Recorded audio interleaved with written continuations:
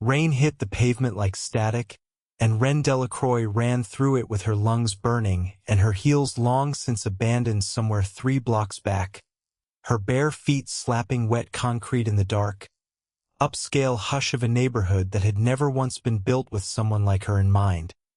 Someone running, someone hunted, someone with absolutely nowhere left to go.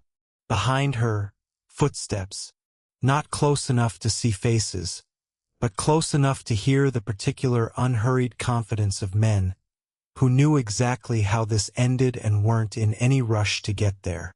Just keep moving, she told herself over and over, a mantra with no room left in it for anything but the next step, the next breath, the next dark doorway that might, if she was very lucky, offer somewhere to disappear. She had not always been someone who ran. 8 months ago, she had been someone with a name people used to introduce her at parties, Reine Delacroix, Julian Marsh's fiancée. Someone with a corner office at Marsh Capital, a ring on her finger, a future that looked, from the outside, like exactly the kind of life she'd worked 12 years to build. She had not understood, not really, until the morning federal auditors showed up at her office with a warrant bearing her own name on it, that Julian had spent the better part of those 12 years quietly building an entirely different kind of future. One where every dollar he'd embezzled, every falsified ledger, every shell company routed through client accounts, would eventually need someone else's signature on it when the walls came down. He had chosen hers. "You always were good with numbers, darling," he'd told her, the last time she saw him. Not in an interrogation room, not in handcuffs, but free, smiling, watching from a car window as 2 federal agents walked her out of the building she'd spent a decade building her career inside. It only made sense they'd believe it was you. That had been 8 months ago. 8 months of frozen accounts, a canceled wedding, a reputation reduced to a headline she couldn't escape no matter which city she ran to. And, as of 11 days ago, when Julian apparently decided a ruined woman with nothing left to lose was still too dangerous a loose end to leave breathing. Men with guns who didn't care whether she survived the winter as much as they cared about making certain she didn't survive the week. The wall came up out of the dark before she'd even registered the estate behind it. High stone, ivy-choked, the kind of wall that existed specifically to keep people like her out. She didn't think. She simply climbed, fingers tearing on old mortar. The sound of the footsteps behind her closing the gap she no longer had the strength to widen, and dropped down hard on the other side into wet grass and absolute darkness. She lay there a moment, gasping, waiting for her pursuers to scale the wall behind her. They didn't come. Whatever this place was, it apparently commanded more respect or more fear than whoever Julian had sent after her. She crawled toward the nearest light, a low glow spilling from a set of French doors at the base of a sprawling stone house, and let herself in through an unlocked pane without a single thought beyond warm, dry, hidden, and tripped in the dark over the corner of a heavy rug, sending a small brass lamp crashing to the floor. Somewhere in the walls, a silent alarm she never saw registered the breach in less than 4 seconds. The lights came up all at once, blinding after the darkness of the storm outside, and Reine found herself blinking against the sudden brilliance of a study that could have swallowed her entire apartment twice over. Floor-to-ceiling shelves, dark wood, a fire burning low in a hearth the size of a doorway, and 4 armed men stepping out of the shadows at the room's edges, weapons already raised, already trained on her chest. She raised her hands, shaking, soaked through, blood welling from the scrapes on her palms where she'd torn them climbing the wall. "Please," she managed. I don't want anything. I just needed somewhere to hide." A man rose from behind the massive desk at the far end of the room, unhurried, and every gun in the room seemed to shift its attention toward him for a fraction of a second before returning to her. The particular deference of soldiers waiting on a single word. He was tall, dark-haired, dressed in a black shirt with the sleeves rolled to the forearm despite the late hour, and his eyes, when they found her across the room, held an expression she couldn't immediately place. Not the cold calculation she braced for, but something sharper and more unsettling. "Recognition. Who sent you?" he asked. His voice was low, even, and utterly without inflection, which somehow made it worse than shouting would have. "No one," Ren said. "No one sent me. I climbed your wall because I was being chased and I didn't know where else to go. I'll leave. I swear I'll leave right now if you just let me. You're bleeding." "I'm fine." "You're not fine. You're standing in my study at midnight with your hands torn open and mud on your dress. And 4 men with guns are the only reason you haven't already collapsed." He studied her a moment longer, something working behind his expression that she couldn't read. "Who's chasing you?" Ren's whole body was shaking now, adrenaline finally bleeding out of her in the sudden, terrible stillness of the room, and the fight that had carried her over that wall and through that door simply ran out all at once, leaving nothing behind but exhaustion so total it felt like drowning. "Just for tonight," she whispered, her voice cracking apart on the words. "I'll go anywhere you want tomorrow. I'll never tell anyone I was here. Please, let me hide. Just for tonight." Something in the man's face shifted, and he crossed the room toward her with slow, deliberate steps, waving off his men with a single motion of his hand that sent all 4 weapons lowering at once, and stopped close enough that she had to tilt her head back to hold his gaze. "Forever," he said. Ren blinked. "What? You asked for tonight." His eyes didn't leave hers. "I'm telling you it's forever. Whatever you're running from, it ends the moment you walk through that door. You're not going back out into that storm, and you're not going back to whoever put that look in your eyes. Not tonight. Not tomorrow. Not ever again." The room tilted. The last of her strength gave out entirely, and Ren felt herself crumple, the floor rushing up, and strong arms caught her before she hit it, and the last thing she registered, before the darkness finally took her under, was the low, steady sound of his voice giving orders she was too far gone to understand. She woke in a bed the size of a small country, wrapped in sheets so soft they felt unreal against her torn palms, her wet dress gone, replaced by a plain, warm nightshirt she didn't remember putting on.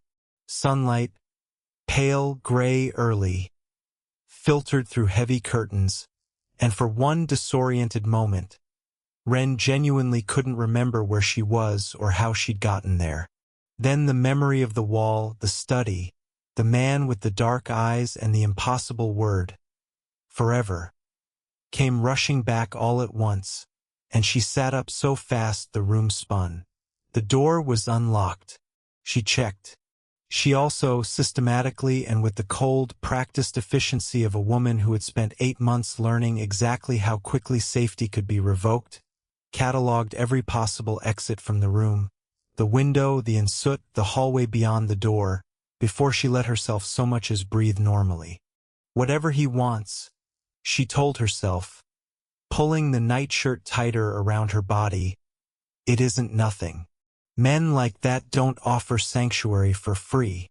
She was still working out the geometry of the window's drop to the garden below when the door opened without a knock, and the man from the study walked in carrying a tray, coffee, toast, a small dish of fruit, and set it on the table beside the bed with the same unhurried economy of movement he'd shown the night before. "You're planning an escape route," he observed, not quite a question. "Force of habit," Ren said, not bothering to deny it. "Understandable, given the last 8 months." He said it plainly, without drama, and watched the shock land on her face. "I know who you are, Ren Delacroix. I've known for some time, actually.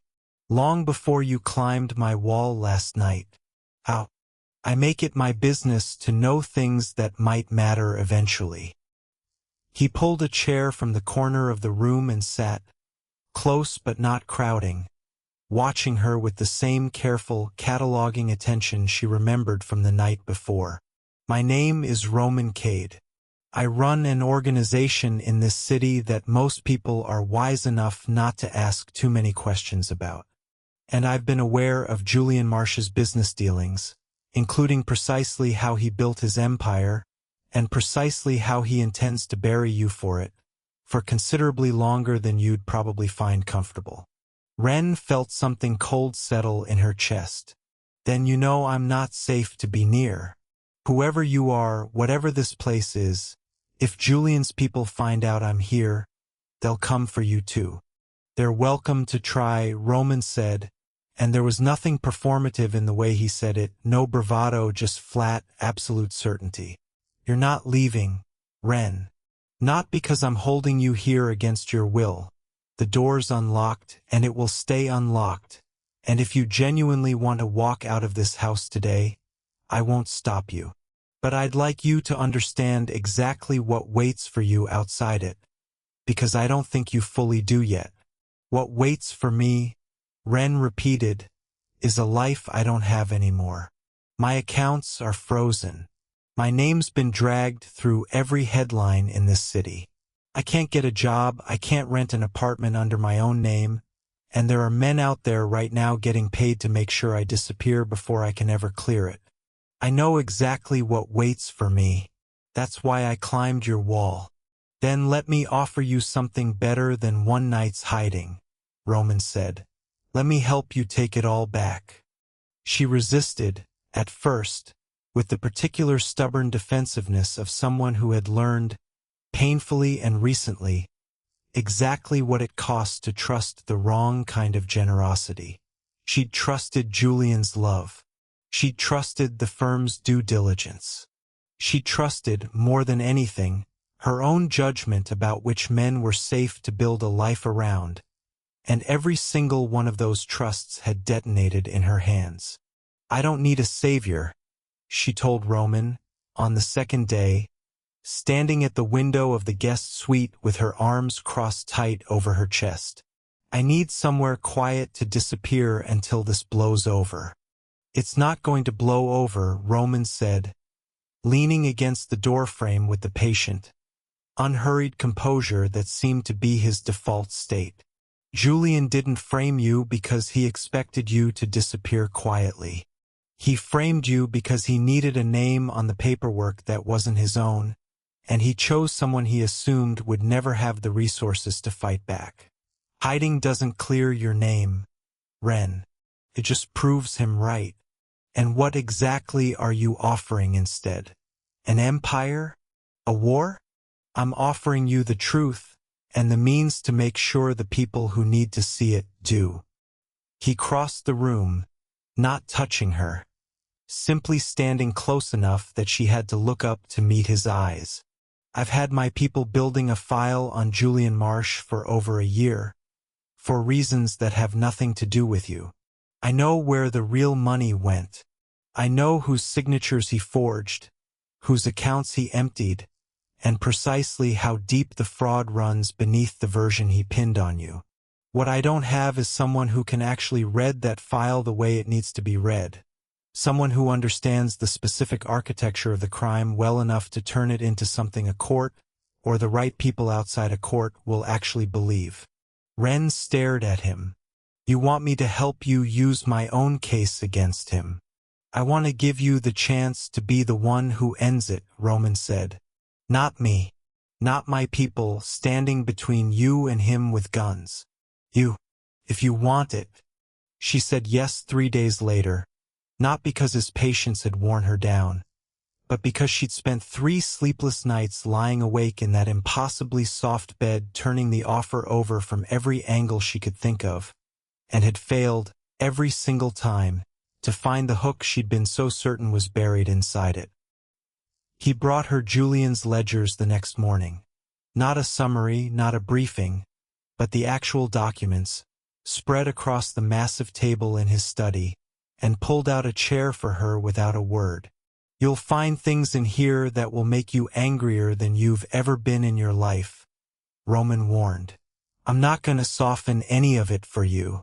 Good, Ren said, sitting down and picked up the first folder. It took her 4 days to fully map the architecture of Julian's fraud.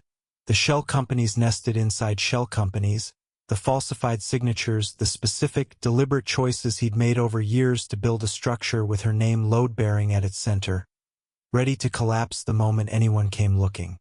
She worked with a focus she hadn't felt since before the wedding that never happened, since before her whole identity had narrowed down to a single, humiliating headline, and somewhere in those 4 days, she noticed Roman watching her not with the assessing hunger she'd braced for, but with something that looked, disconcertingly, like respect. You're better at this than my own forensic accountants, he told her on the 4th night, looking over her shoulder at a spreadsheet she'd rebuilt from 3 years of buried transaction logs. I spent 12 years learning exactly how money hides, Ren said. Turns out that's a transferable skill. He didn't touch her. That was the thing that undid her slowest and most completely over those first 2 weeks, that a man who could clearly, visibly want something looked at her instead like her mind was the thing worth wanting, and never once made her feel like her worth in that house was contingent on anything but her competence and her survival. Julian noticed the file requests before Ren expected him to. It started small. A discreet inquiry from one of his own accountants about an old wire transfer that had gone quiet for years. A lawyer's assistant asking pointed questions about a shell company nobody outside Julian's inner circle should have known existed. By the time Roman's people traced the leak back to its source, it was already too late to contain. Someone inside Julian's organization had noticed the digging and reported it straight back to him. Julian's response was neither subtle nor restrained. Within 48 hours, a bounty appeared on Ren Delacroix's name in exactly the kind of channels where such things circulated. Not law enforcement, not anything traceable, just a quiet, substantial sum offered to anyone who could deliver proof that the loose end causing him so much trouble had finally, permanently, stopped being a problem. It attracted considerably more attention than Julian likely intended. A bounty that size on a woman connected, however the underworld's rumor mill chose to interpret it, to Roman Cade's estate, was the kind of opportunity rival organizations didn't often get handed to them for free. The attack came on a Thursday night, 11 days after Ren had climbed the wall. The first sign was the perimeter sensors. A soft, insistent chime from the security panel in Roman's study that made every man in the house move at once, weapons drawn, the casual quiet of the estate replaced in seconds by something taut and lethal. Move, Roman said, already pulling Ren by the arm toward the reinforced door at the back of his study. The one she'd noticed on her first day and assumed, wrongly, was simply a closet. Now, whatever happens, you don't come out until I come get you myself. Roman, now Ren. He shoved her into the small, steel-walled room, and the last thing she saw before the door sealed shut was his face. Not afraid, not even close to afraid, but lit with a cold, focused fury she hadn't seen from him before, the particular expression of a man about to become exactly as dangerous as his reputation promised. She heard it through the walls, muffled but unmistakable, gunfire, shouting, the heavy, percussive thuds of a fight that lasted considerably longer than she wanted to count the minutes of. Alone in the dark, pressed against the cold steel wall with her hands over her ears and her heart hammering so hard it hurt. When the door finally opened, 23 minutes later by the small clock on the safe room's shelf, Roman stood there with blood on his knuckles that wasn't his own. His shirt torn at the shoulder, breathing hard, and behind him, through the open study door, she caught a glimpse of men being dragged out by his own soldiers. Some of them moving under their own power, some of them very much not. They're gone, Roman said, crossing the room to her in 3 long strides, his hands coming up to cup her face, checking her over with a thoroughness that had nothing to do with strategy and everything to do with fear. He wasn't bothering to hide anymore. Are you hurt, Ren? Look at me. Are you hurt? I'm fine. Ren managed and found, to her own surprise, that it was true. Not just physically, but somewhere deeper, in the place where terror usually lived. She had spent 11 days watching this man's world close ranks around her, and she had just spent 23 minutes listening to him fight for her life with everything he had, and somewhere in that stretch of muffled violence, the fear that had driven her over a stone wall in the rain had transformed entirely into something else. Anger. Cold, clean, absolute anger. Not at the men who'd just tried to kill her, who were, in the end, only following the money. Julian. At the man who had built his entire empire on the assumption that she would always be too frightened, too broken, too willing to disappear to ever fight back. "I'm done running," she said, and Roman went very still, watching something shift behind her eyes. "I want to stop hiding from him. I want to hunt him. I'm not letting you kill him," Ren said, 3 days later, sitting across from Roman at the study table, the ledgers spread between them like a battlefield map. "I know that's your instinct. I know it's probably the easiest solution available to you. I don't want it." "He tried to have you killed," Roman said, his voice flat and dangerous in a way that made it clear exactly how much restraint the last 3 days had already cost him. "He framed you for a decade of federal crimes and then paid men to finish the job when framing you wasn't enough." "I know exactly what he did," Ren said. "That's why a bullet isn't good enough for him. I don't want him dead, Roman. I want him ruined. I want his name to mean nothing. I want every person who ever admired him to watch, in real time, exactly what he actually is, and I want him alive to feel every single second of it." She met his eyes steadily. "Can you give me that? Not violence. Just the resources and the room to do this myself." Something in Roman's expression shifted. Not disappointment, but a kind of dawning, fierce pride that made her chest tighten. "You want to be the architect. I want to be the one who ends it," Ren said, echoing his own words back to him from 11 days earlier.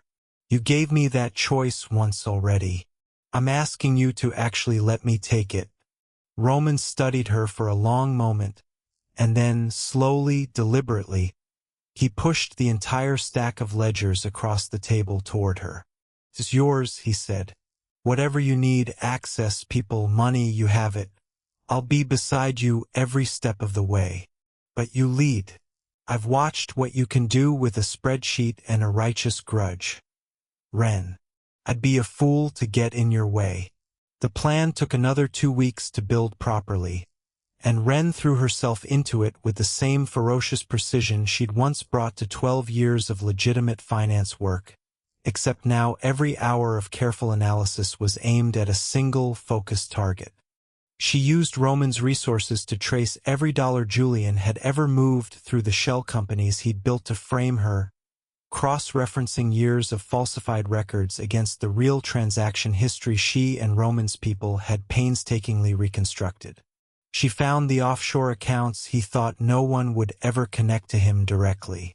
She found the investors, men considerably more dangerous than federal auditors, men who had trusted Julian with money they very much expected to see returned, with interest, and who had no idea their funds had been quietly siphoned into accounts with Ren Delacroix's forged signature on them instead of Julian's real one. She built 2 parallel tracks of exposure, one anonymous tip to federal investigators, carefully worded and impeccably sourced, that would finally point the fraud investigation toward its actual architect instead of its manufactured scapegoat, and a second, considerably more dangerous message, delivered quietly to Julian's investors, informing them exactly whose signature belonged on the accounts that had been draining their money for years. "Once this goes out," Roman said, watching her finalize the second message, "he's not going to have anywhere left to run. His investors will want blood before the feds ever get to him." "I know," Ren said. "That's the point. Julian, panicked and increasingly desperate as his carefully constructed world began, quietly, to crack open around him, reached out through an intermediary 6 days later, not to Ren directly, whom he no longer had any way to contact, but to a contact he believed could arrange safe passage out of the country before either the feds or his own furious investors caught up with him. The contact, of course, worked for Roman. The meeting was arranged for a warehouse near the docks, the kind of anonymous, forgettable location men like Julian assumed would keep them safe from exactly the kind of reckoning waiting for him inside it. He arrived alone, jumpy, considerably thinner than the last time Ren had seen him, expecting a smuggler with a boat and a fake passport. He found Ren instead, standing in the center of the empty warehouse floor under a single hanging light, with Roman and a dozen of his men standing in careful, silent formation in the shadows at the room's edges. "Ren," Julian said, his voice cracking with something between relief and dawning horror. You thought I was dead." Ren finished for him. "Or at least you were paying good money to make sure I would be soon." Julian's eyes darted around the room, cataloging the men in the shadows, the exits, the sheer scale of the trap he just walked directly into. "This isn't what it looks like." Panicked. "I made mistakes. But you have to understand, Ren, none of this was ever personal. You forged my signature on a decade of fraud." Ren said, her voice steady, carrying easily across the empty warehouse floor. "You let federal agents put me in handcuffs in front of my own office. And when that wasn't enough to bury me, you put a bounty on my head. I understand exactly how personal it was, Julian. I've had 8 months to understand it." "You were always weak," Julian said, some desperate, cornered instinct pushing him toward the only weapon he had left. The same cruelty he'd always used to keep her small, to keep her doubting, to keep her exactly where he needed her. "You're pathetic, Ren. You always were. Too soft to fight back. Too naive to see what was right in front of you for 12 years. You think hiding behind some criminal changes that?" Ren didn't flinch. She simply reached into her jacket pocket, pulled out a small device, and set it on an overturned crate between them. "I recorded every conversation you had with your intermediary this week," she said, pressing a button. Julian's own voice filled the warehouse, tinny but unmistakable, confessing in careful, incriminating detail exactly how the fraud had been structured, exactly whose signature he'd forged, exactly how much he'd paid to have her killed rather than risk her testifying against him. Julian's face went the color of old ash. "And this," Ren continued, pulling out a phone, turning the screen toward him, "is a live feed from 3 separate properties currently being raided by federal agents as we speak. Your offshore accounts, your investors' records, your own home." She watched his composure shatter piece by piece in real time. "I'm not weak, Julian. I never was. You just needed me to believe I was, because a woman who knows her own worth is considerably harder to frame." "Please," Julian said, his voice breaking entirely now, sinking to his knees on the cold concrete floor, all the practiced charm finally, completely gone. "Ren, please, I'll fix it. I'll tell them the truth. Just call them off. Please." "I already told them the truth," Ren said quietly. "That's the difference between us. I never needed anyone else's ruin to build my own life. You needed mine." In the distance, growing steadily louder, the wail of approaching sirens cut through the warehouse's silence. Roman's anonymous tip to local authorities, timed precisely to arrive the moment Ren's confrontation reached its natural end. Julian didn't run. He simply knelt there on the concrete, weeping, utterly broken, as the sound of his own downfall closed in around him from every direction at once. Ren turned and walked away without looking back, and Roman fell into step beside her, saying nothing, letting the silence hold exactly as much weight as it needed to. Outside, the storm that had been building all evening finally broke. Not the violent hunted rain of the night she'd first climbed his wall, but something softer, cleansing, the kind of rain that felt, for the first time in 8 months, like it was simply weather instead of pursuit. "Is it enough?" Roman asked, once they'd cleared the warehouse, standing together under the wide eave of the loading dock, watching the flashing lights converge in the distance. "The revenge. Is it what you needed?" Ren considered the question honestly, feeling for the first time in longer than she could remember the particular, total absence of dread that had lived in her chest since the morning federal agents walked into her office with a warrant. "It's enough," she said. "I don't need him destroyed further than he already is. I just needed the truth to finally matter more than his charm did. It does now. That's enough." Roman studied her for a long moment, something unguarded and searching in his expression. "Your name's clear. Your case is being reopened with the actual evidence this time. You have resources now, connections, more than enough to build a completely new life anywhere you want, far away from this world, from me, from any of it." He said it plainly, without pulling punches, exactly the way he'd told her the truth from the very first night. "Are you ready to leave?" Ren looked at him, at the man who had promised her forever in a moment of complete desperation and had spent every day since proving he meant it, not through possession, but through the patient, absolute respect of someone who had never once asked her to be smaller, softer, or more grateful than she already was. "No," she said, and reached for his hand, lacing her fingers through his the way she'd wanted to for longer than she'd let herself admit. "I asked you for one night, Roman. You gave me something I didn't know I still had the right to want. And now?" She held his gaze steadily, echoing the word that had saved her life back to him. Softer now. No longer a demand but a promise freely given. "Forever," she said. Roman's mouth curved into something unguarded and real, and he drew her against him beneath the loading dock's eave.